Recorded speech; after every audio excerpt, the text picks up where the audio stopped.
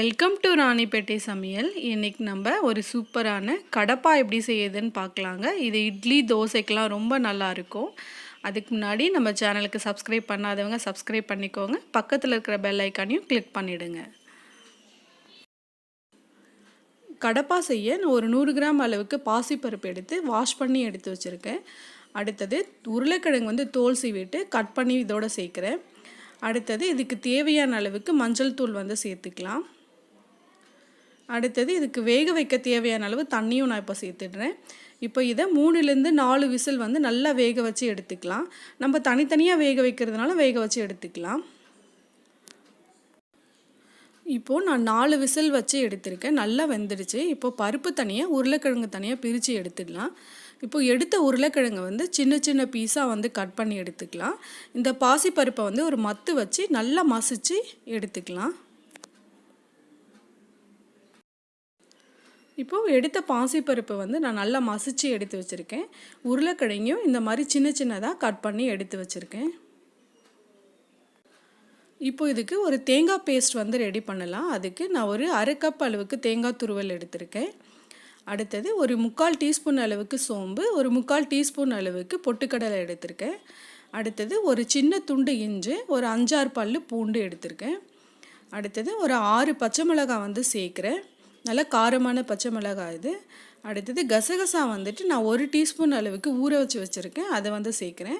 இந்த டிஷ்ஷுக்கு நம்ம மிளகாத்தூள் சேர்க்க போகிறதில்ல. இதுக்கு காரம் அந்த பச்சை மிளகாய் தான். அதனால் பச்சை மிளகாய் கொஞ்சம் நிறையாவே சேர்த்துக்கோங்க.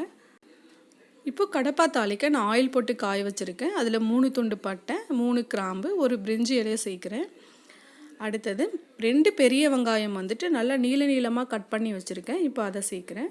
இந்த வெங்காயம் ரொம்ப வதங்கணும்னு அவசியம் இல்லை. ஒரு கண்ணாடி பதத்துக்கு இருந்தால் போதும்.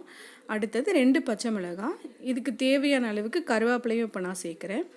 இந்த டிஷ்ஷுக்கு காரம் ஃபுல்லாகவே அந்த பச்சை மிளகாய் தான். அதனால் கொஞ்சம் நல்லா காரமான பச்சை மிளகாவாக சேர்த்துக்கோங்க. இப்போ இதை நல்லா வதக்கி எடுத்துக்கலாம். இப்போ வெங்காயம் இந்த அளவுக்கு வதங்கினா போதும். நான் ஒரு சின்ன தக்காளியை கட் பண்ணி வச்சுருக்கேன். இப்போ அதை சேர்க்குறேன். அடுத்தது கட் பண்ணி வச்சுருக்க உருளைக்கிழங்கையும் இதோட சேர்த்துடலாம். சேர்த்துட்டு லைட்டாக கரண்டியை வச்சு மசிச்சு விட்டுக்கலாம். இப்போ இதுக்கு தக்காளி சேர்க்குறதுனாலும் சேர்த்துக்கலாம். இல்லைனா லெமன் ஜூஸ் ஆஃப் பண்ணும்போது 1 டீஸ்பூன் அளவுக்கும் நம்ம சேர்த்துக்கலாம். இப்போது இதோட நம்ம அரைச்சி வச்சுருக்க தேங்காய் பேஸ்ட்டை சேர்த்துடலாம். நம்ம இஞ்சி பூண்டு எல்லாமே பச்சையாகவே அரைச்சிருக்கோம். அதனால் இந்த ஆயிலில் அதில் கொஞ்சம் ஃப்ரை ஆகிற மாதிரி ஒரு 1/2 நிமிஷம் நல்லா வதக்கி எடுத்துக்கலாம். இப்போது இது நல்லா வதங்கிடுச்சு. அடுத்தது நம்ம மசிச்சு வச்சுருக்க பாசிப்பருப்பை இதோட சேர்த்துடலாம். இப்போ இது எல்லாத்தையும் நல்லா சேர்த்து மிக்ஸ் பண்ணி எடுத்துக்கலாம்.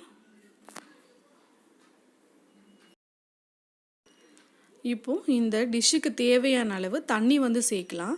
இதுக்கு தண்ணி கொஞ்சம் நிறையாவே சேர்க்கலாம். கொதிச்சிச்சுன்னா நல்லா திக்னஸ் வரும்.